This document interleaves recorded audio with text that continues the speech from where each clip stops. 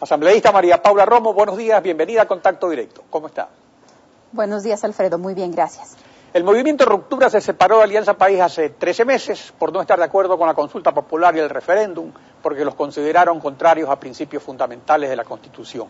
El tiempo les ha dado la razón frente al presidente Correa, pero tal como lo anunciaron, no se fueron a la oposición, mientras la democracia se sigue cayendo en pedazos. Esa actitud de rechazo a lo que está ocurriendo, ¿cómo se seguirá expresando? ¿Solo con declaraciones? ¿Es eso suficiente? Efectivamente, el tiempo nos dio la razón y pasaron cosas que nos temíamos, aunque yo creo que en ese momento todavía no pensábamos, por ejemplo, que el presidente sería capaz, o el abogado del presidente sería capaz de pedir que la honra de una persona se calcule según el presupuesto que maneja. Yo creo que pensamos que se iba a intervenir directamente en la justicia, pero no me parece que ni en la peor de nuestras ideas se nos cruzó que la nueva corte del nuevo proceso de selección, la primera causa que iba a resolver, teniendo solo en lo penal cerca de 2.000 causas pendientes, la primera causa que iba a resolver era una querella privada que había transcurrido en 2 instancias y casación durante menos de un año, cuando en la Corte Nacional de Justicia hay causas de más de 10 años que esperan sentencia, causas en donde la casación tiene que darse mientras hay personas privadas de libertad. Eso creo, Alfredo, que superó en mucho nuestros temores respecto de lo que significaría no solo la intervención en la justicia, sino la comprensión respecto de para qué se usa el poder estatal, que para nosotros se reflejaba en la consulta. En ese momento entonces, lo dijimos. frente a eso, ¿cuál sería la actitud ya del movimiento Ruptura en el futuro? Sí, en ese momento lo dijimos y usted ahora lo acaba también de recordar. Nosotros dijimos no nos vamos a la oposición ciega. La oposición como idea de cuestionar o de tener algunas diferencias no es mala por sí mismo. Lamentablemente en el Ecuador tenemos estas posturas tan maniqueas que la oposición dice todo está mal y el gobierno dice todo es perfecto y que nadie me cuestione nada. Lo que nosotros hemos tratado durante este año, un poco más de un año, es mantener posturas equilibradas siendo absolutamente firmes al decir, por ejemplo, que lo que pasa con la sentencia del caso del Universo es impresentable. Ahí no hay medias tintas. Pero, por supuesto, que eso no significa que no podamos analizar y dar argumentos para cada tema que se esté discutiendo. ¿Cuál va a ser nuestra actitud?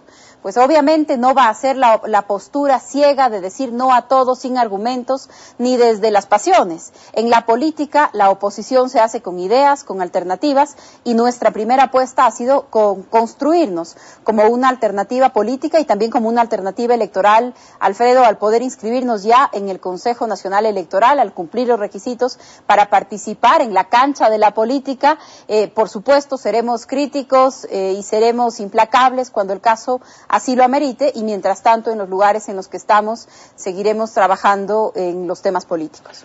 Ahora, respecto a este caso, la metida de mano en la justicia ha sido pública, evidente y completa, con una serie de actos intimidatorios para que la audiencia se realice en la fecha señalada, para que el edificio de la Corte sea sitiado, y finalmente la máxima expresión fue la vigilia que convocó el presidente hasta salir con el fallo a favor.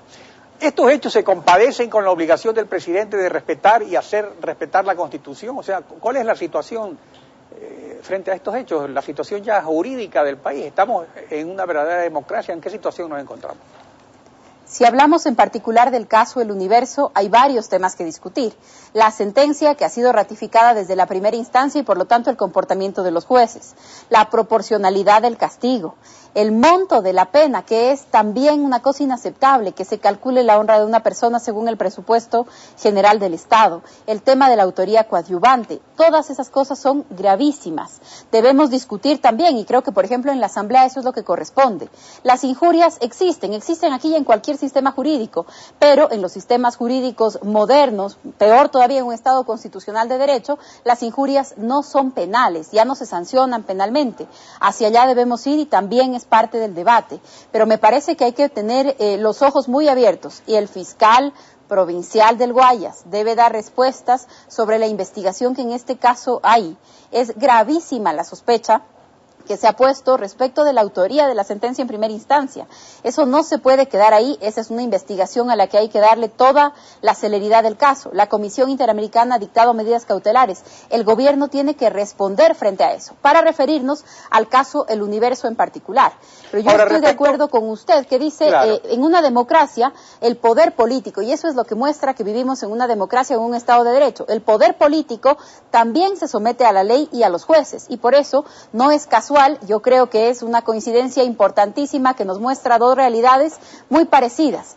La semana pasada en Guayaquil, Madera de Guerrero, el alcalde Nebot ha dicho, a mí no me importa lo que diga un juez. Eso tampoco es someterse a la justicia y al Estado de Derecho. Y finalmente resultan unas actitudes muy parecidas a lo que habíamos demandado del pasado y lo que no tenía que volver a repetirse. El poder político pasándose por encima de los jueces, por encima de las leyes, haciendo que la fuerza valga más.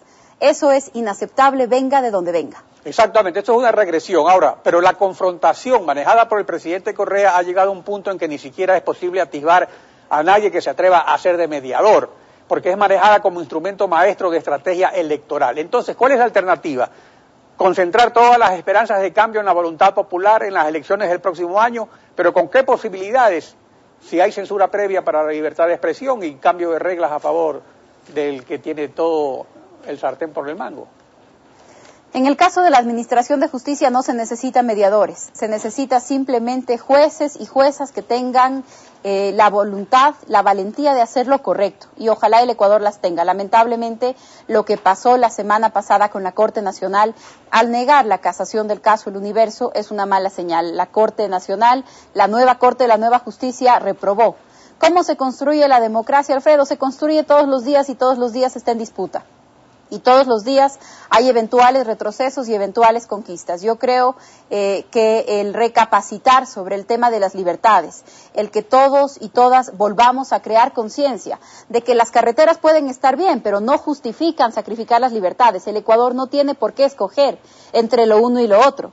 Merecemos, tenemos derecho a tener infraestructura, a tener obras, a que el presupuesto público se invierta bien y además a gozar de libertades y derechos. No tenemos por qué escoger y eso es lo que deberíamos aprender de esta lección. Gracias por acompañarnos hoy en Contacto Directo.